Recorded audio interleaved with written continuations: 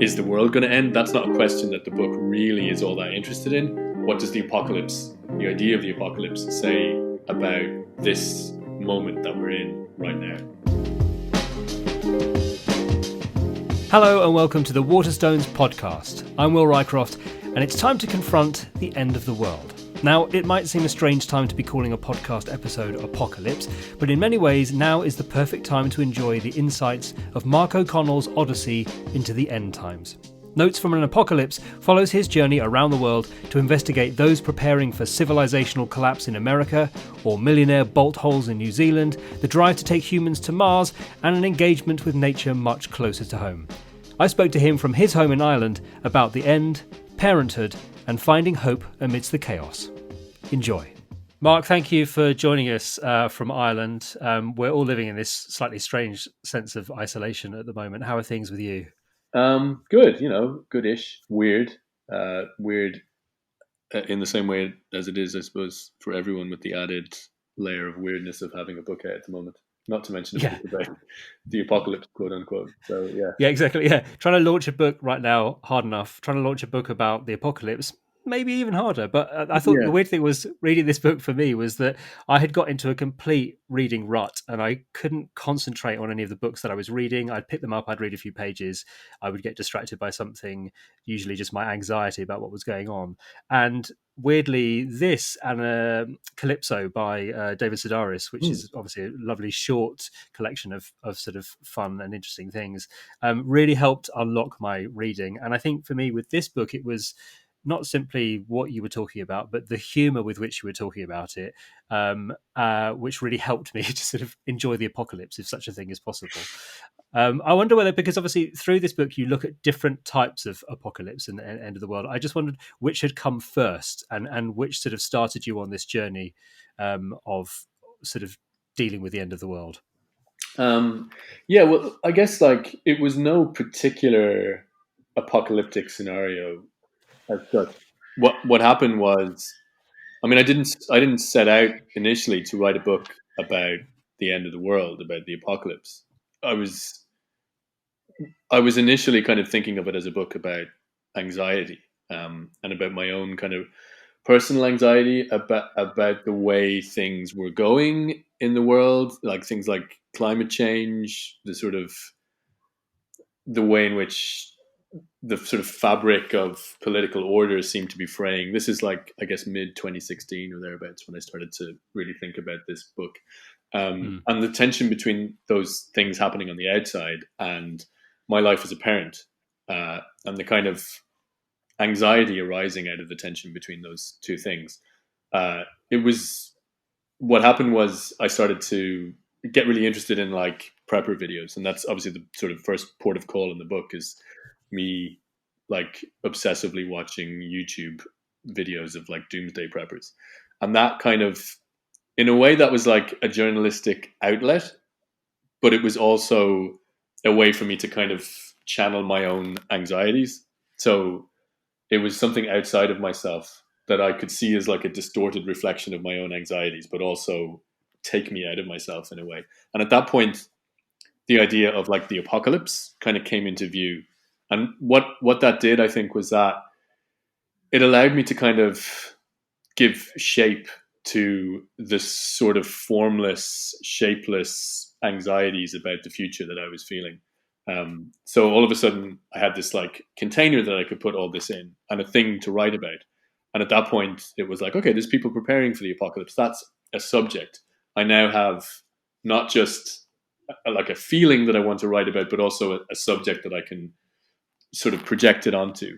And like I said, there was no one particular apocalyptic scenario, but I mean, really, climate change, I suppose, was the kind of the big one for me. It's not a book about climate change as such, but the sort of the focus of so many of my anxieties at that point was climate change, and climate change as a backdrop to all the political stuff that was happening.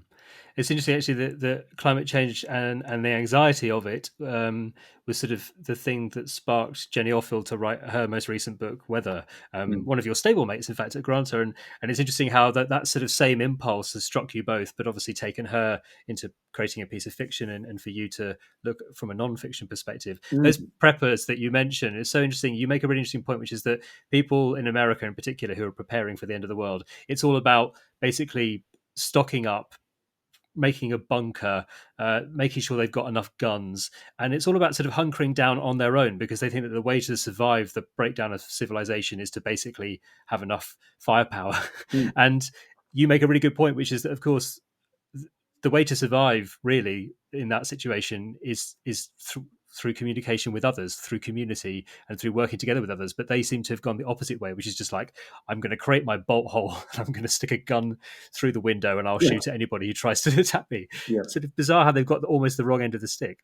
Well, I mean, it's really interesting sort of reading and like, well, for me, not reading, but like thinking about and talking about my book in the light of what's happened recently. Because, I mean, in some ways, these people who I write about, and I'm like preppers in a sort of a broader sense of not just people, packing bug out bags and digging bunkers, but also the kind of builders of luxury bunkers and so on. Mm. In some ways, they were right. Like, a lot of the kind of dynamic of the book is people telling me in some way or another that some kind of civilizational collapse event is happening, or that some kind of massive catastrophe is in the offing. And like the irony of the book and its sort of the conditions around its publication is that, well, this thing has happened. Like the event has in some way come to pass. So they were right in some way. Like Mm. in a way that you were, I suppose, to be somewhat glib, like you're always going to be right if you predict catastrophe enough, right? You spend enough time saying some terrible shit's going to happen, then you're going to be right eventually. And especially with the pandemic, because they just happen.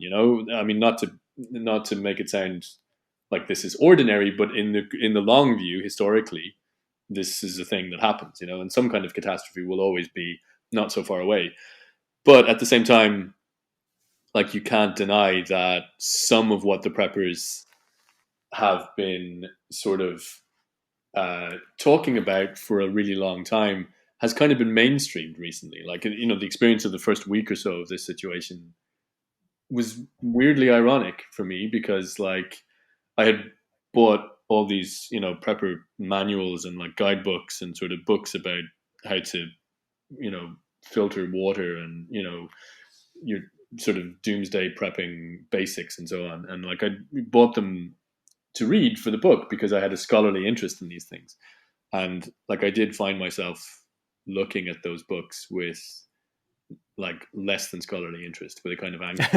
Like, what can I learn from these books now that I didn't learn before? Of course, I haven't really learned much at all. But so that, like, there is an irony around that. But also, yeah, as you say, like civilization hasn't collapsed. And what's been really striking to me over the last couple of months is that like that truth has been borne out, that the thing that will allow us to get through these crisis situations is not battening down the hatches or like bugging out into the wilderness and like stockpiling on guns and tinned food. It's kind of working together. It's community. Like the ultimate sort of survival tech, the ultimate sort of like survival mechanism is society itself. And that's Mm. been really like strongly kind of reaffirmed for me and I think lots of people over the last few weeks. So that's been kind of interesting. So that's one way in which they're absolutely not right. I'm sort of going to the other end of the extreme, or sort of in society, is sort of looking at some of the world's richest people and how they are sort of, well, not secretly, but they seem to be quietly finding ways of making sure that they can either deal with civilizational collapse or sort of prolong their lives. And you look at some of these CEOs who are using something like New Zealand, literally using the whole country as a kind of bolt hole away from civilizational collapse, and how they've been able to do that quite quietly without anyone really noticing, Mm. and in a way that they think that they can literally buy their way out of the apocalypse, which again sort of seems equally absurd should the shit truly hit the fan. Mm. Yeah, I mean that's like one of the things that really interested me about this whole thing about the idea of the apocalypse and apocalyptic preparedness was the way in which it sort of reflects aspects of our society that currently exist. So, like this sort of anxious idea of the future of the apocalypse is really just kind of a metaphor for the way things already are. And so, like the whole idea of, you know, billionaire tech CEOs buying vast tracts of land in New Zealand, or equally, people building luxury bunkers in, the Midwest in America or wherever it is. These things, like for me, almost act in the way that, almost like the way that a science fiction writer would come up with some like quite like large, uh, sort of vivid and maybe overblown metaphor for their themes. This is something I'm realizing recently. Is like this is how I work actually as a nonfiction writer. I have a theme, and then I try to find things in reality that act as symbols or metaphors. Maybe that's like a crazy way to go about things if you're supposed to be a journalist. I don't know, but that seems to be how I'm wired. So yeah, I mean those like, the New Zealand thing, the sort of luxury bunkers and so on. They work in that way for me because the book is not about the future. It's not about, um, you know, is the world going to end? That's not a question that the book really is all that interested in. What Mm. I'm interested in is what are the ways in which we are living right now. What does the apocalypse, the idea of the apocalypse, say about this moment that we're in right now? Absolutely, as you say, the sort of the rapacious capitalism that allows somebody like, I don't know, Elon Musk to amass billions, and then the fact that he then decides to spend it on looking at the idea of taking the human race to Mars. And of course, he always likes to paint himself as this kind of Tony Stark like figure who's helping humanity into the future. But the realities of what it would mean to colonize Mars, you make very clear, which is that those very rich people who build the rockets would require quite literal human sacrifices, people going there to build colonies, and that what you would be doing effectively is selling yourself into slavery, doing enough work to make that colony work in order to basically pay for your ride, which is basically how slavery works hundreds of years ago. Mm. And it's a slightly terrifying thing, which is this idea that capitalism is destroying the planet on which we live, and that the people at the very top of that tree are basically using that money to build their sort of luxury bunker that will allow them to survive the approaching catastrophe.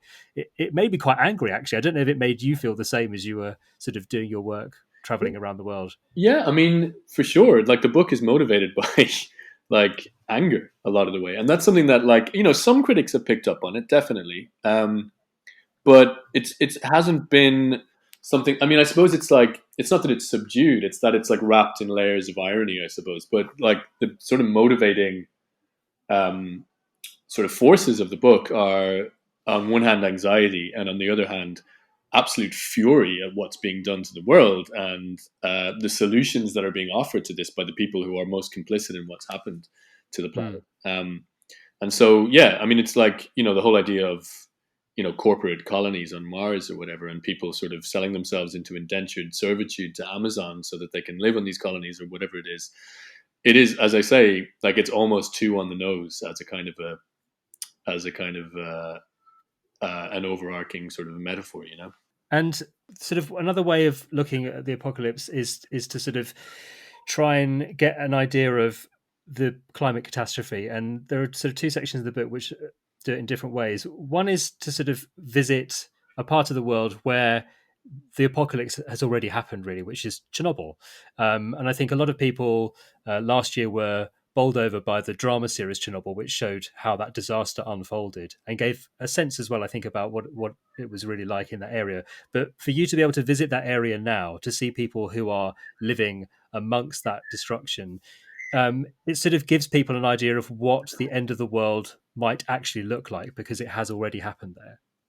Yeah, I mean that's why I wanted to go there, was I wanted to see what the end of the world looked like. I mean, the amazing thing about Chernobyl for me was that I'm fascinated by ruins, like a lot of people. Mm-hmm. But um, you can go to Pompeii, or you can go to Angkor Wat or any of these kind of places. And you know what you're seeing is the ruins of a former civilization.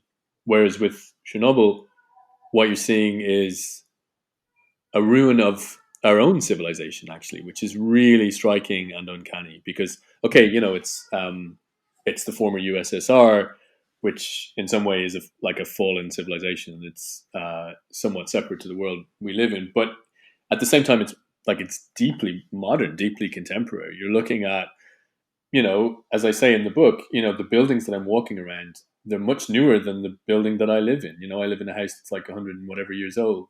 Mm. These buildings were built, some of them in my lifetime. This accident happened in my lifetime. And you're walking around and you're seeing like, uh, you know, the ruins of technological civilization. And so there's something really strange and uncanny about that.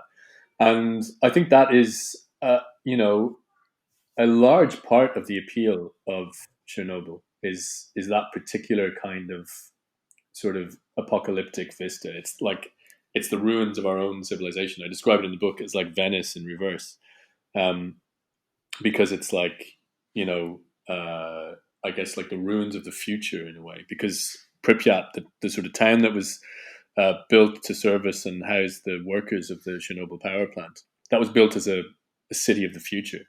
Mm. Um, and yeah, there's something sort of uncanny and melancholy about that. And I wanted to kind of explore that sort of energy in the chapter, and also kind of explore my own discomfort with the idea of being there in the first place. Because, you know, really the only legitimate way you can go to Chernobyl is as a tourist. You have to sign up to like a tour company in Kiev, and they bring you there, and they, you know, charge you uh, £250 or whatever it is, and you stay overnight there, and you are a tourist at a tourist attraction. There's no getting around it. And I have, like, you know, I was uncomfortable about that idea before I went, and I was really uncomfortable when I was there. And I try and explore that discomfort in the book, without trying to sort of exonerate myself purely because I was, you know, going to write about it.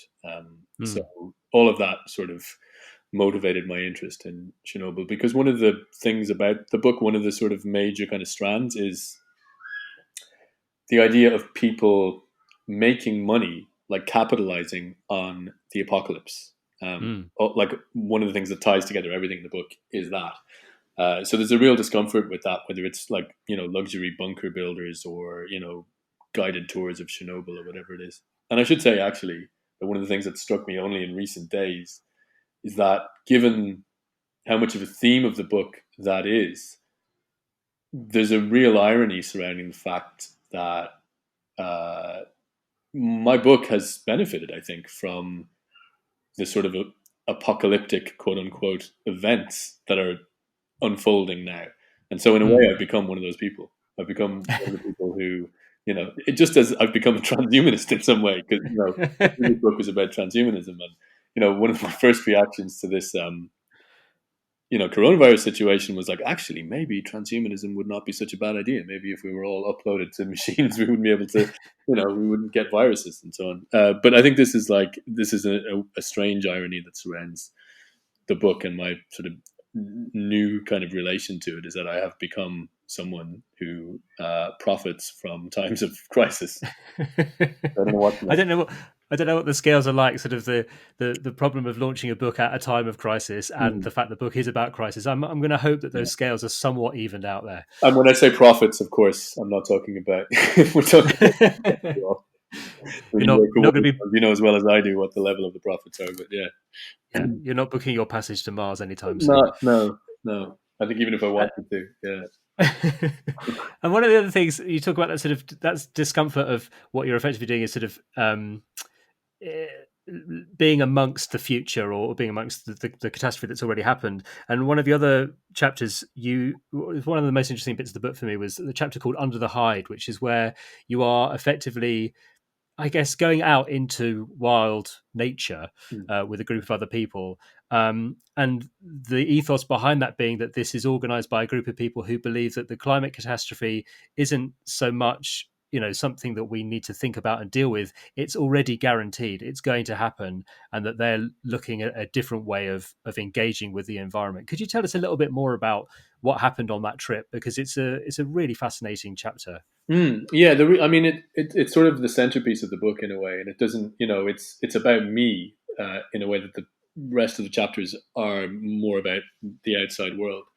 But the sort of the initial impetus for that was, just going down all these rabbit holes to do with the collapse of civilization and the apocalypse and so on, and getting quite fascinated by this movement known as the Dark Mountain Project, which is co-founded by fairly prominent English writer named Paul Kingsnorth, who is a former environmental activist who, I guess, 10 or 12 years ago now, set up this kind of organization of artists and intellectuals and storytellers and writers and disgruntled former environmentalists whose feeling increasingly is that, environmentalism as a project, and particularly things like sustainability and so on, are increasingly sort of beside the point. That what is happening now is the climate crisis is inevitable, and we need to start preparing for the ways in which our lives are going to change and potential full-on civilizational collapse. So, it's pretty dark stuff and pretty provocative and extremely controversial. But so that was part of it, and I don't dwell too much on the Dark Mountain Project per se in that chapter, but I knew I wanted to go on this retreat because it was so close to the things that I had been obsessed with for quite a while myself. But really, what I wind up writing about is not so much those people and that movement, because it's my experience was going on this retreat, not knowing quite what I wanted to do with it.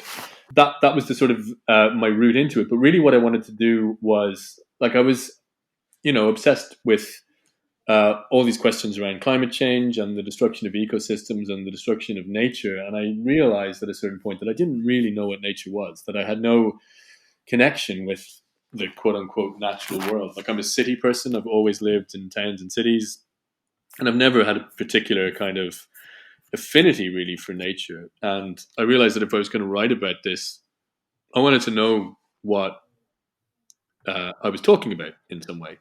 And so I went on this retreat, and a big part of my experience there, and a big part of the chapter that I ended up writing, was spending 24 hours sitting alone by a river. And this was part of the kind of premise of the retreat in a way, was that it builds up to this. Sitting alone by a river in the Scottish Highlands without eating, no stimulation of any sort really, other than the sort of landscape surrounding me, and staying in this one very tightly sort of encircled spot for 24 hours. And that became I write about it in a way that is very personal, obviously, and to do with my own sense of trying and failing to connect with nature. That's the kind of dynamic of that chapter, is that I'm trying to have an authentic experience of nature and mostly failing. But it ended up actually being quite a transformative experience. Things happened on that trip that I've sort of taken with me in a way since then. And I've done 2 other sort of wilderness solo experiences since I wrote about that. So it has been it's one of the things that sort of represented the most sort of profound experiences that I underwent in the course of writing the book. You definitely get that sense from reading that chapter. And I think also in that chapter, the other driving force for this book, which is being a parent, because you mention the experience of reading a book like The Lorax to your children, which is, a sort of fun and entertaining story as you would expect from Dr. Seuss, but also, of course, filled with this anxiety and dread about a bizarrely prescient tale about environmental collapse. And parenthood is obviously so important for you in this book, and indeed sort of feeding into that anxiety about the future, as any parent will know, that you worry about the world that your children are going to grow up in. But it seems to me that now that anxiety is surely so much higher than it would have been even 10 or 20 years ago. It's hard to know because, of course, every generation has its own anxieties. But the idea of your children growing up on a planet that just doesn't function is a huge part of the driving force behind this book, isn't it? Yeah, I mean, that's the sort of terror and discomfort that the book initially arose out of. And I suppose there's like a trajectory that runs through the book in the sense that, it's not like a lot of the conversation around the book at this point has centered on how optimistic it feels. And, people have, including yourself, I suppose, said that they found it comforting. And I think that's really like, it's not that that wasn't the intention of the book. I wanted to inject some optimism in it because that reflected how I felt by the time I finished writing the book. But it's very tentative optimism, and it's very fragile. I mean, the last sort of scene of the book, um, and in a way, like it mirrors the first scene, which is me sitting on the couch watching cartoons with my son, and also at the same time looking at a video of a starving polar bear trying to feed himself out of a trash can somewhere in Alaska.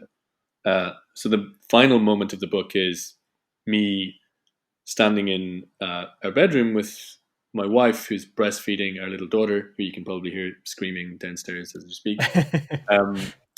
And she, I'm standing there reading an article from The Guardian about the collapse of insect populations and how that could spell a total ecosystem collapse.